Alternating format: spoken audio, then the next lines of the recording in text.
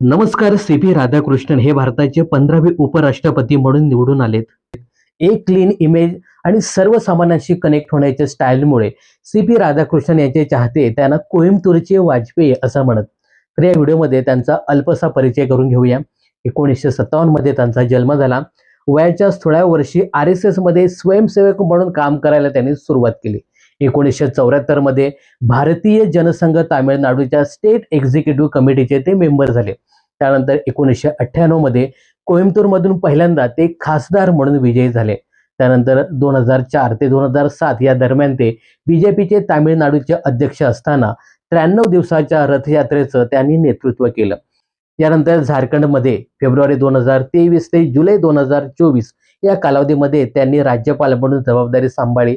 पुढे ते तेलंगणा आणि पुदुच्चेरी या ठिकाणी मार्च 2024 ते जुलै 2024 या कालावधीमध्ये ते राज्यपाल होते.